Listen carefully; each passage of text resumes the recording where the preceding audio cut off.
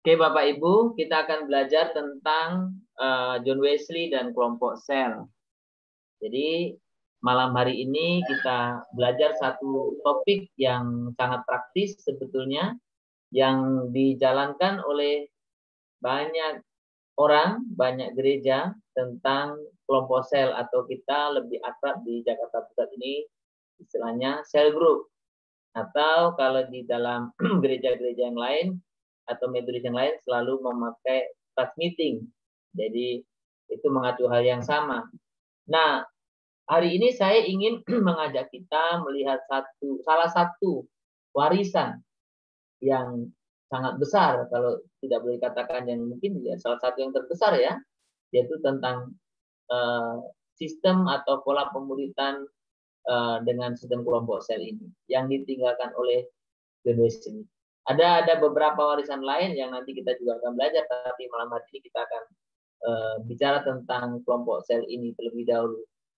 Nah, ini juga menjadi satu kebanggaan yang sebenarnya saya miliki ya, atau saya alami ketika suatu ketika awal-awal saya tertarik dengan kelompok saya secara sistem gereja. Saya mencoba belajar ke beberapa gereja untuk belajar tentang kelompok sel. Tapi ketika saya belajar itu, setiap pembicara nyaris menyebut tokoh John Wesley. Ya, John Wesley. Jadi maka dalam berbagai kesempatan saya suka katakan, saya bangga, tapi sekaligus juga apa ya, artinya gimana ya, minder ya. Loh, ternyata yang memulai nih Bapak John Wesley. Tapi kenapa saya belajar dari orang itu gitu ya?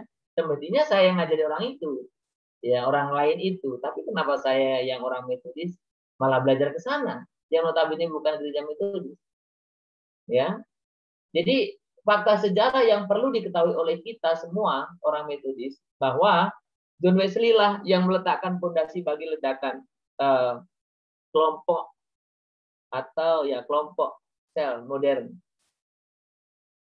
Jadi ini kita harus tahu bahwa John Wesley lah, kita mau belajar tentang kelompok sel di mana saja pasti tokoh John Wesley muncul, disebut, ya. Jadi ini yang satu hal yang kita boleh bangga. Itu makanya kalau kita belajar, kita ingin atau kita sedang menjalankan kelompok sel atau class meeting atau apa namanya itu, bukan sesuatu yang kita ambil dari yang lain, karena ini warisan gereja Metodis. Gitu. Jadi malam ini saya akan menyampaikan beberapa prinsip, ya. Sebagian saya pernah sampaikan di PTGMI, tapi tidak semuanya. Malam ini saya akan sampaikan lebih detail dan beberapa hal penekanan tentunya ya. Nah, seorang tokoh yang bernama T.A. Higri ini dia bilang gini, saya percaya bahwa keberhasilan dari John Wesley dikarenakan kebiasaan membuat class meeting. Orang-orang bertobat akan bertemu secara teratur di dalam kelompok yang terdiri dari kira-kira 12 orang. Bila kelompok itu terlalu besar, maka kelompok tersebut akan dipecah, kemudian membentuk cabang lagi, bercabang dan bercabang demikian. Nah, ada banyak atau minimal ada beberapa tokoh pada zaman John Wesley kan. Kita bandingkan aja dengan satu tokoh yang cukup hebat, George Whitefield. Jadi dari sisi khotbahnya, John Wesley kalah dengan George Whitefield. George Whitefield pengkhotbah KKR yang hebat pada masa itu. Tetapi George Whitefield berlalu begitu saja. Sementara John Wesley peninggalannya sampai hari ini aja. Salah satu yang membuat itu adalah sistem ini. Jadi ada pemuritan, ya, ada penjangkauan dan sebagainya. Jadi kita mengingat kembali Bapak Ibu bahwa pada masa Wesley itu hanya satu syarat yang harus dipenuhi seseorang yang ingin masuk ke dalam gereja Metodis, dalam persekutuan Metodis. Apa itu? Keinginan melepaskan diri dari murka yang akan datang dan diselamatkan dari dosa-dosa mereka. Jadi ini sangat penting sebenarnya. Sangat menentukan apa atau bagaimana berikutnya. Karena syaratnya di depan ini pun sangat jelas. Orang masuk dalam persekutuan Metodis, orang yang memang memiliki keinginan untuk melepaskan diri dari murka Allah. Jadi menghindari dari penghakiman kan. Dan memang ingin lepas dari dosa-dosa itu. Nah itu makanya tadi yang di awal tadi yang saya gambar di pertama tadi yang saya ada tulis gambar surat tadi. Itu surat perjanjian. Ketika orang mau masuk persekutuan, termasuk masuk kelas meeting, buat perjanjian. Menulis juga bagaimana pembacaan Alkitab setiap hari, menulis juga bagaimana doa keluarga dan komunitas, ada beberapa poin. Nah, ini satu hal yang sangat menarik karena ketika di dalam hati atau dalam diri seseorang ini memiliki keinginan untuk menghindari murka Allah dan hidup lepas dari dosa-dosa, maka ya orang tersebut pasti akan apa? Memperlihatkannya dari kehidupannya. Akan mau dilatih, akan mau diarahkan, akan mau mengikuti disiplin dan sebagainya. Disiplin latihan maksudnya ya. Itu ya. Nah, itu makanya saya ingatkan kembali penekanan ajaran John Wesley itu kan disiplin. Disiplin dalam pengertian latihan kerohanian, melatih hidup kudus untuk menjadi serupa dengan Kristus. Di mana latihan itu terjadi? Ya kan? Di mana latihan itu? Apa latihan sendiri-sendiri? Tentu ada wadahnya, bukan? Inilah nanti berbicara komunitas itu. Berbicara kelompok sel itu. Nah, penekanan yang berikutnya kan John Wesley sangat menekankan sebagai manusia satu buku.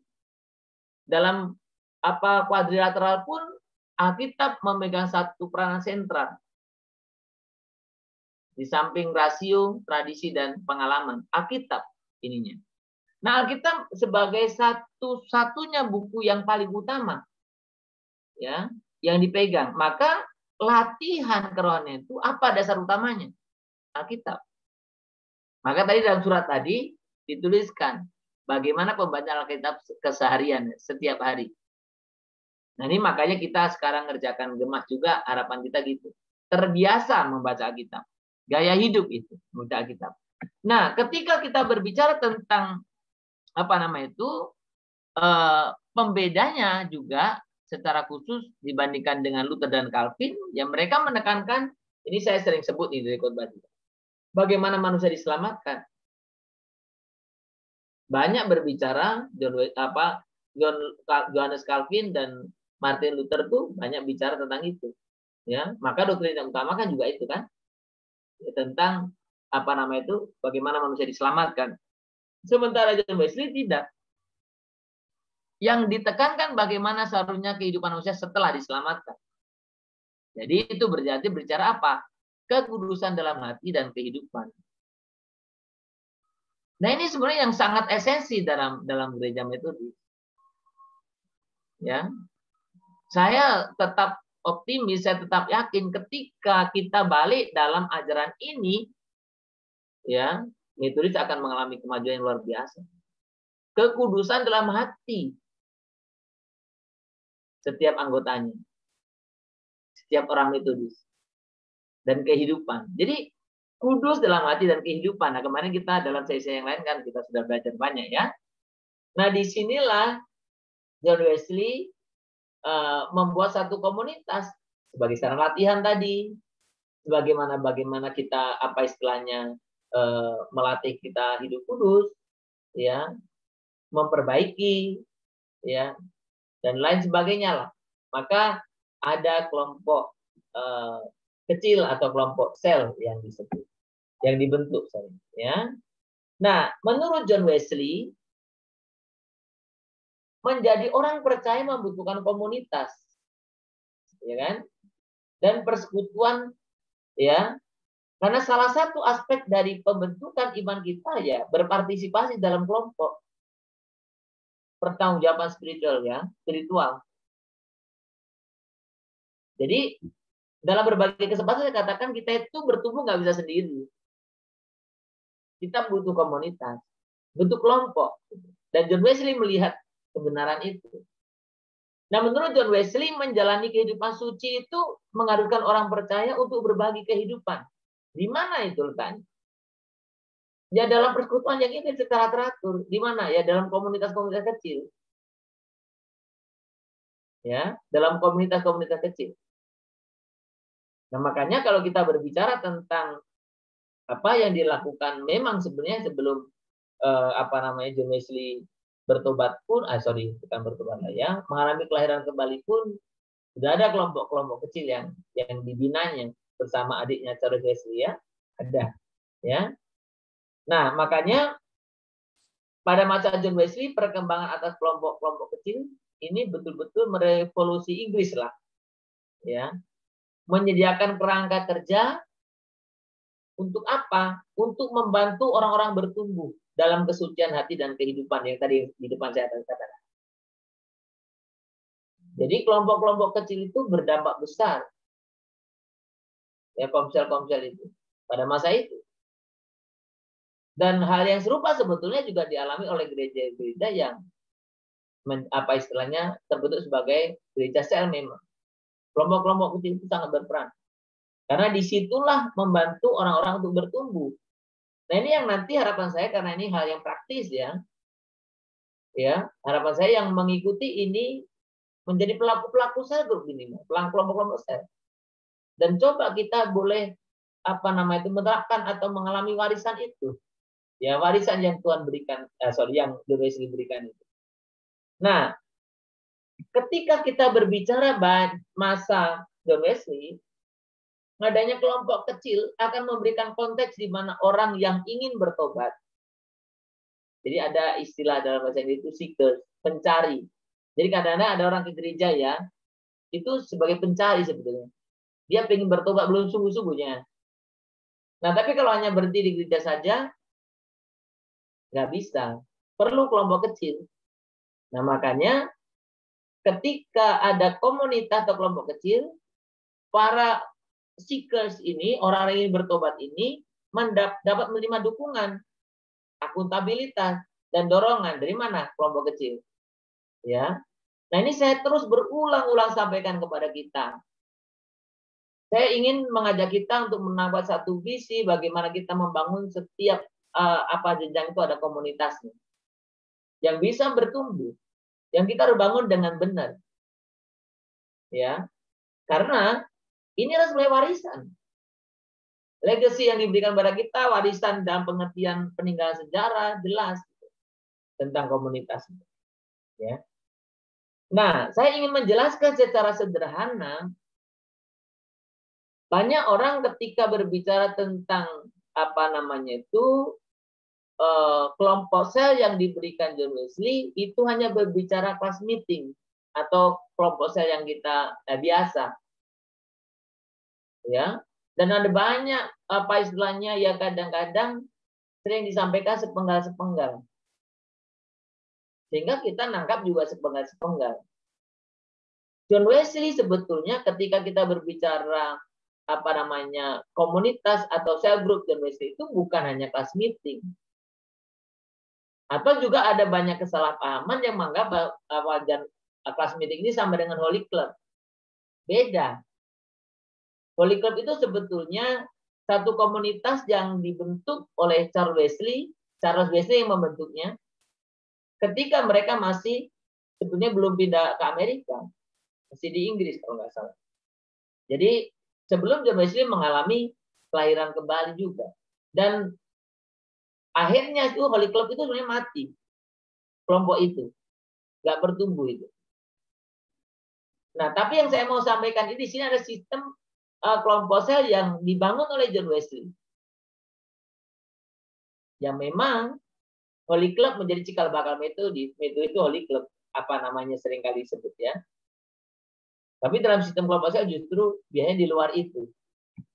Nah, John Wesley membentuk beberapa komunitas sebetulnya. Dalam masanya ada beberapa komunitas yang dinamakan society, yang nanti saya jelaskan secara rinci ya.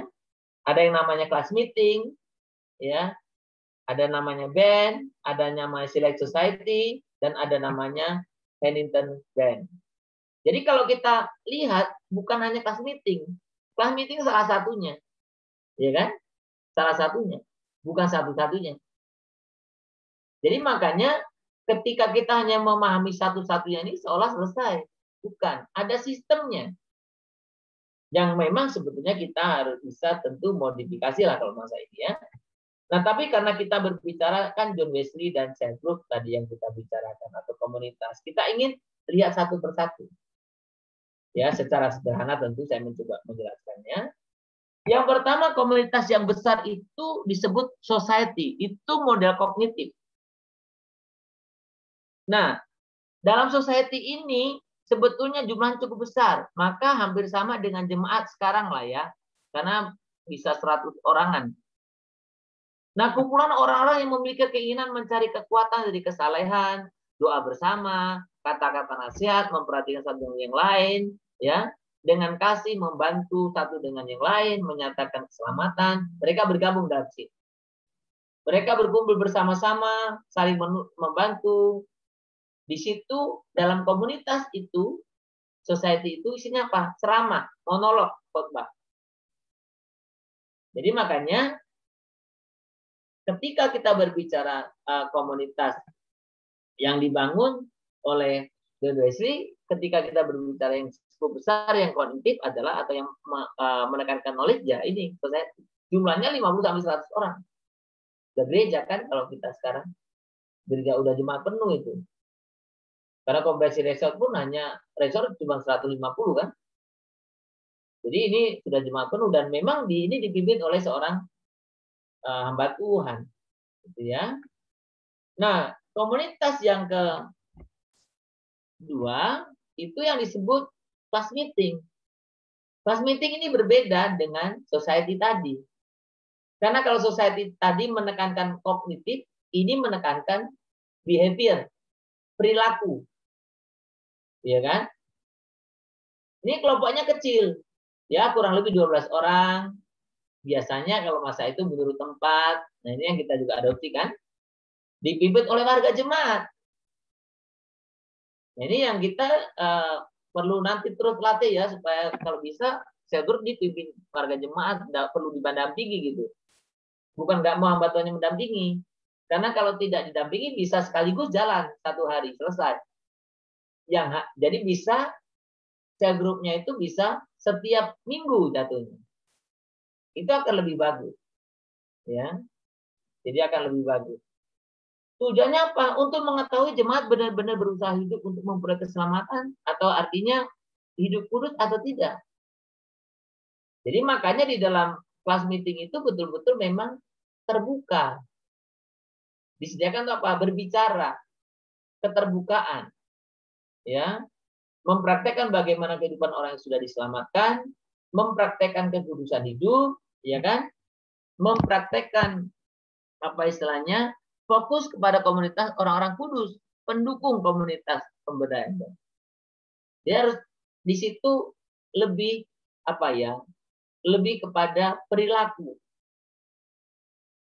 Lebih kepada perilaku. Nah, ini yang John Wesley boleh apa istilahnya bentuk dalam kelas meeting itu.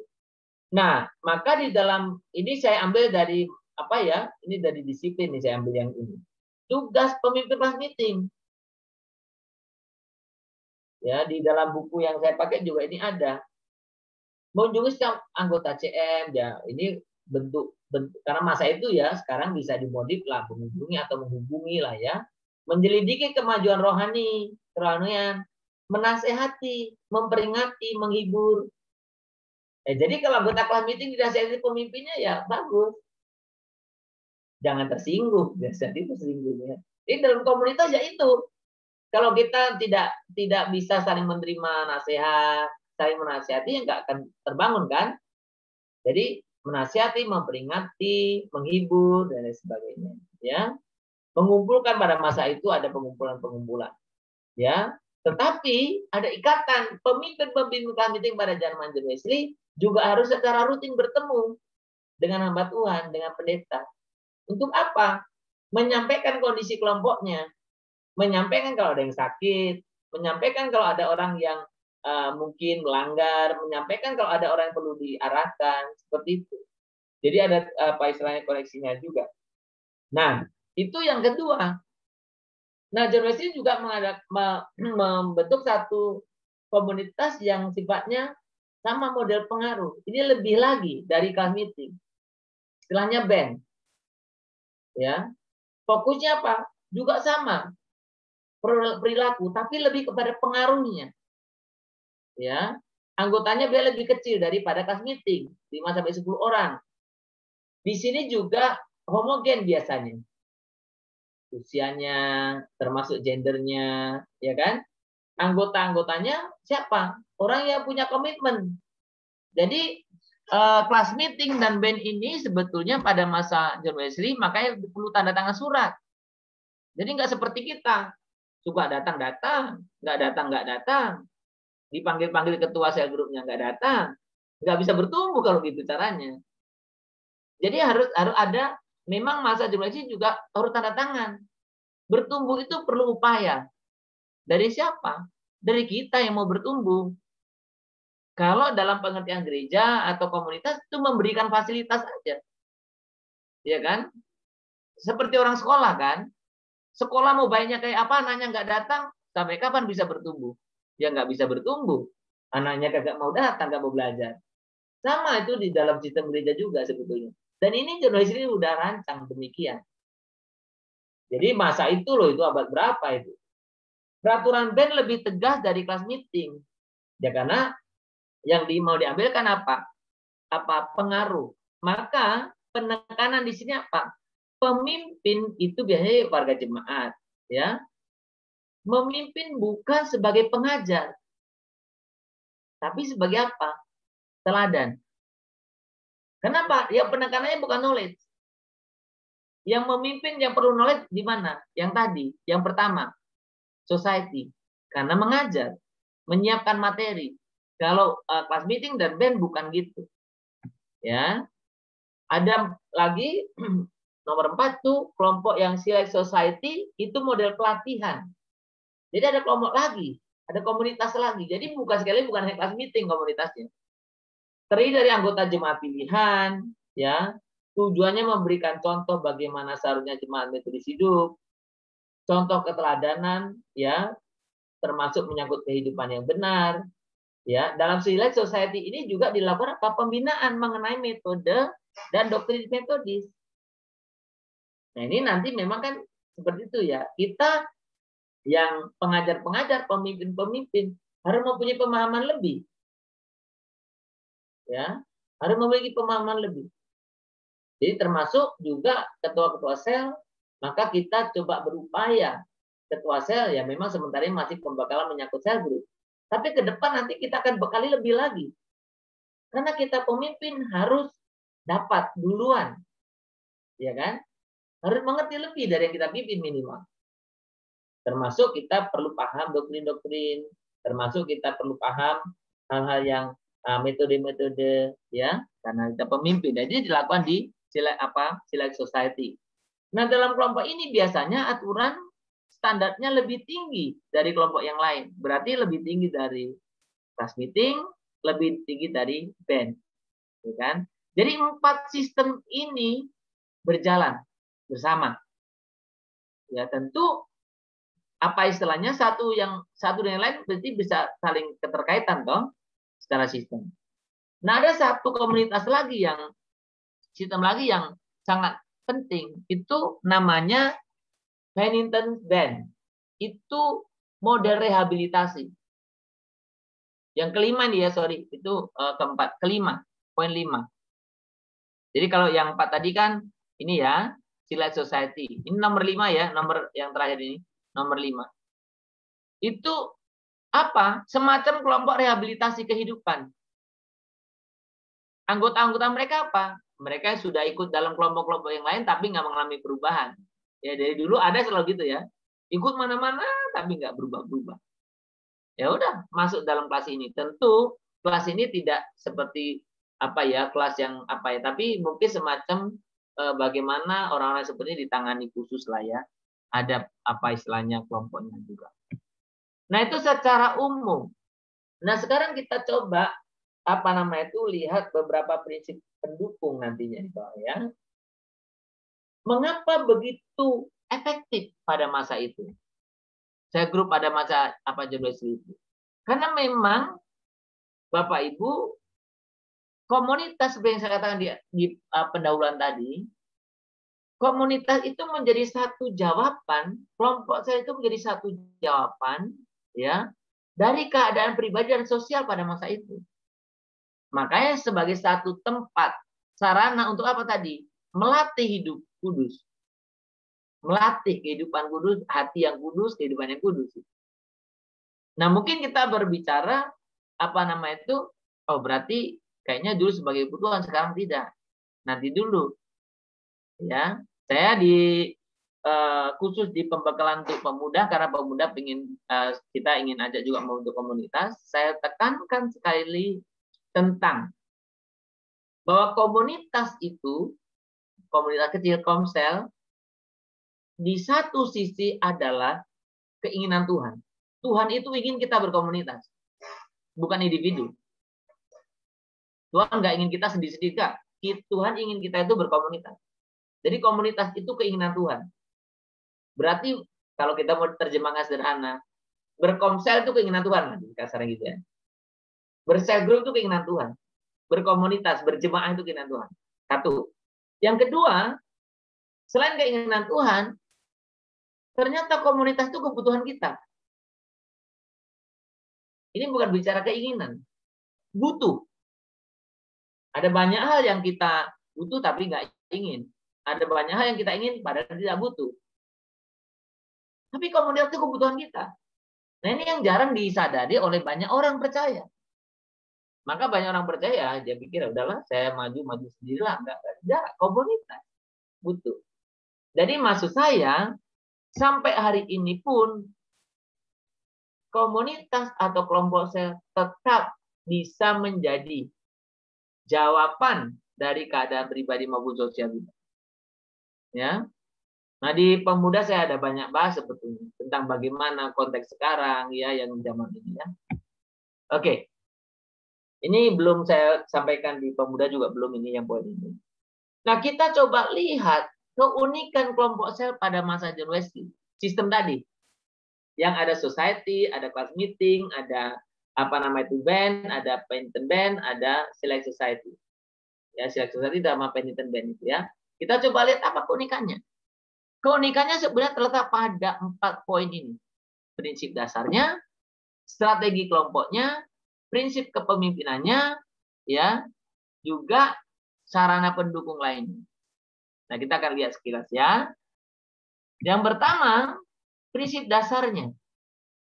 Ada 8 konsep utama yang menjadi dasar sebetulnya, ya, John Wesley dalam pendidikan. Ini sangat menentukan. Apa itu? John Wesley mempercayai bahwa sifat manusia itu disempurnakan oleh kasih karunia Allah. Pengetahuan datang dari melakukan kehendak Allah. Perhatikan baik. Pengetahuan itu datang dari melakukan kehendak Allah. Sementara tadi apa? Class meeting, band itu sebagai sarana untuk apa? Latihan kita melakukan kehendak Allah. Jadi saya nyambung. Ya. Kemudian yang ketiga itu sifat manusia disempurnakan dengan partisipasi dalam kelompok, bukan dengan menarik diri secara individu. Jadi kesalehan Kristen itu beda dengan kesalehan orang-orang lain. Orang lain saleh mengasingkan diri. Kristen tidak. Saleh itu ada di tengah-tengah dunia ini. Maka untuk memiliki kehidupan itu butuh partisipasi dalam kelompok. Sekali lagi bukan sendiri. Butuh orang lain. Ya, kita pun butuh berperan bagi orang lain. Nah, berikutnya yang sangat ditekankan itu semangat dan praktek kekristenan mula-mula dapat dan harus dimiliki kembali. Semangatnya, spiritnya. Spirit yang mana? Spirit berkomunitas. Kemajuan manusia akan terjadi jika orang tersebut terlibat dalam sarana-sarana anugerah. Itu yang kita bicara kemarin ya. sarana obrolan. Salah satu sarana obrolan itu apa? Ya pertemuan-pertemuan. Nah, juga Injil harus disampaikan kepada orang miskin.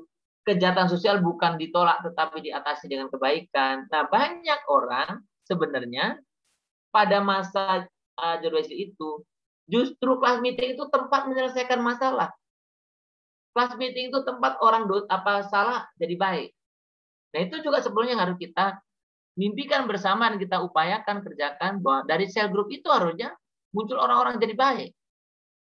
Ya, semestinya fungsi dasar dari pendidikan kerohanian kepemimpinan adalah dikatakan memperlengkapi yang lain untuk memimpin dan melayani, bukan kepentingan sendiri. Nah, ini satu hal yang indah sebetulnya. Maka salah satu prinsip itu dalam komunitas itu ada istilah apa? Tribe itu mengembangkan. Jadi mengembangkan. Seorang pemimpin sel group akan senang kalau anggotanya ada yang lebih bagus. Dan ini prinsipnya menjadi prinsip kita. Kita itu harusnya senang kalau ada orang lebih baik dari kita.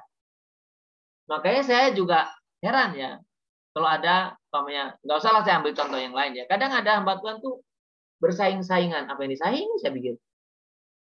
Ya, karena ya di mana saja, kalau saya pribadi saya tidak pernah merasa menjadi saingan orang, tak pernah juga merasa disaingi. Kenapa? Masing-masing punya bagian sendiri-sendiri. Dan harusnya kita bangga kalau ada orang yang kasarnya murid kita atau apa anggota kita jauh lebih hebat dari kita. Itu yang berhasil sebetulnya. Nah, ini jiwa atau spirit ini yang harus kita bangun bersama sebetulnya. Nah, yang kedua dari prinsip dasar tadi, strategi kelompok. Perhatikan di sini, hierarki kelompok yang saling berhubungan satu dengan lain. Jadi kelompoknya itu ya komunitas namanya. Bukan atas bawah. Kemudian tujuan masuk pada sistem adalah perubahan perilaku. Nah, jadi memang orang bergabung ikut class meeting, ikut band, ikut select society, ingin berubah perilakunya. Tadi kan saya cantumkan di pertama, syarat orang masuk metodis. Nah, ketika kita punya keinginan ini, Bapak Ibu, kita itu kalau ingin baik, kita senang kalau dikoreksi orang, bukan marah. Ya, senang. Jadi kemarin ya saya cerita sama istri saya senang karena suatu ketika ada orang, saya selesai pelayanan mimbar, dia panggil saya, Sumardi, dia gitu ya, Sumardi, kamu gini, kamu kurang gini. Tapi momen itu saya sangat ingat betul. Karena momen itulah ada banyak perubahan dalam diri saya. Dan ini satu hal yang kita harus miliki gitu. Senang kalau ada orang kasih masukan. Ya. Kalau ini semua kita miliki, indah Saudara. Dalam persekutuan itu. Ya, otoritas yang konstitusional, kemudian kelompok yang dinilai dari persiapan peserta. Jadi artinya peserta itu siap, memang siap. Ini kadang-kadang kan pergumulan para pemimpin kalau sekarang ya, pergumulan para pemimpin sel grup kan kadang sudah dipanggil pun kagak datang. Jadi pesertanya nggak siap. Harusnya pesertanya siap. Ya, nggak perlu dipanggil-panggil.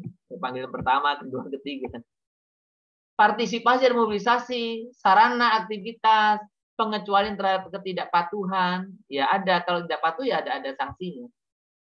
Tanggung jawab rangkap, kemudian pemisahan fungsi kognitif, pengaruh dan perilaku. Ada kan tadi kognitif di society. Jadi terpisah itu. Kemudian pengaruh di mana? Sistem pengaruh, select society. Perilaku di mana?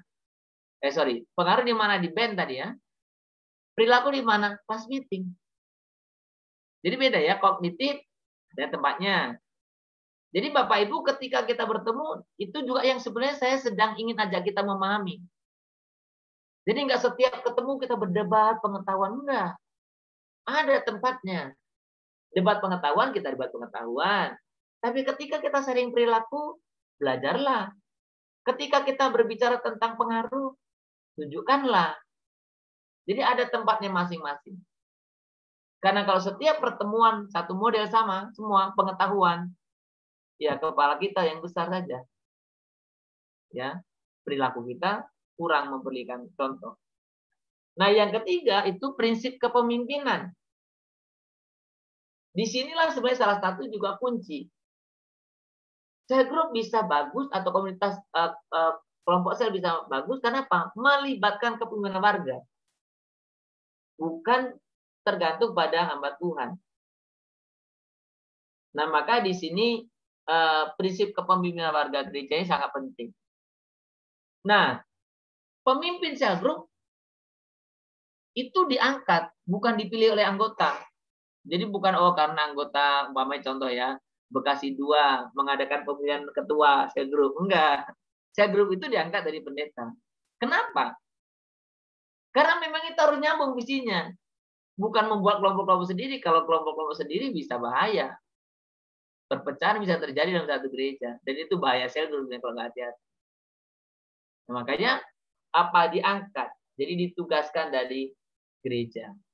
Ya. Nah, ini yang sangat penting, pemimpin-pemimpin yang diakui, ya, dilatih tapi bukan dibuat. Kan diakui. Oh, memang dia pemimpin. Karena diakui sebagai pemimpin, kita latihlah. Ya, diperlengkapi. Kualifikasi dengan iman, jadi standarnya itu, kemudian praktek melalui tindakan nyata, ya karena kan di kelas meeting tadi perilakukan, band teladan ya, kemudian civil society pengaruh ya. Kemudian kombinasi kepemimpinan lokal dan translokal pada masa itu. Jadi ada pemimpin di setiap masing-masing apa, dan ada juga orang-orang yang memang lintas lah misalnya. Nah, itu yang keempat, yang terakhir. Apa sarana pendukung? Pada masa itu konsep yang terbentuk dengan menyanyikan him. Jadi him Charles Wesley itu berbeda dengan him pada masanya. Karena apa? Karena isi dari him Charles Wesley itu menyampaikan sesuatu pesan yang merupakan kritik terhadap kondisi waktu itu. Yang saya sering sebutkan tuh contohnya itu umpamanya NRM nomor 1 lah ya. Beribu lidah patutlah. Itu kan kalau dalam versi-versi lain dibuat ribuan bahasa. Artinya mau ngomong bahwa yang datang pada Tuhan itu semua golongan. Sementara pada masa itu yang sering ke gereja adalah golongan borju. Ya kan? Orang-orang berada. Kalau orang-orang yang miskin-miskin mana bisa, buruh tambang mana bisa ke gereja. Nah, itu makanya lagunya sebagai satu kritik ya tentang bagaimana kepastian keselamatan, tentang bagaimana peran Roh Kudus, ya kan? Ya. Ini sangat bagus. Ya, makanya saya salah satu lagu juga yang saya suka itu Penjaga Batin. Itu saya senang sekali nyanyi lagu itu. Kenapa? Ya karena hati ini terus. Jadi nyanyikan him pada masa-masa itu memang itu menolong sekali.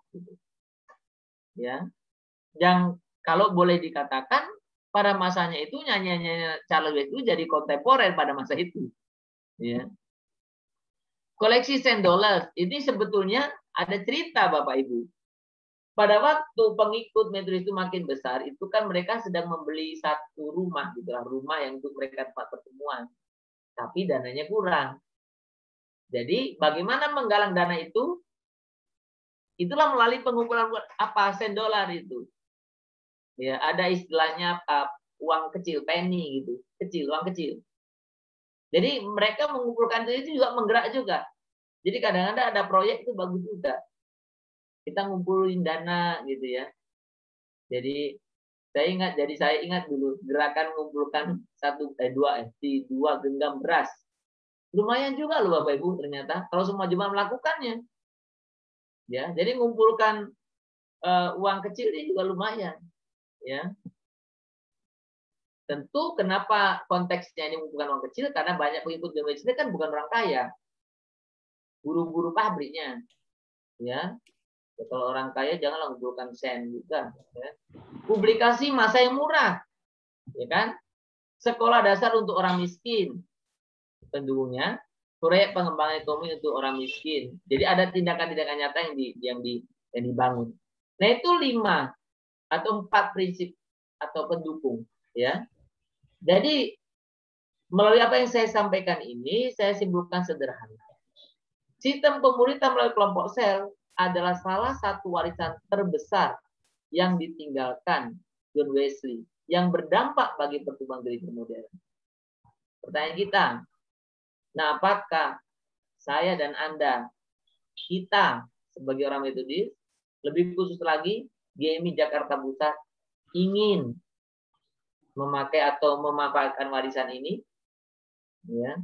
Nah, ini harus kita kerjakan bersama-sama supaya warisan yang ditinggalkan itu juga berdampak bagi pertumbuhan kita.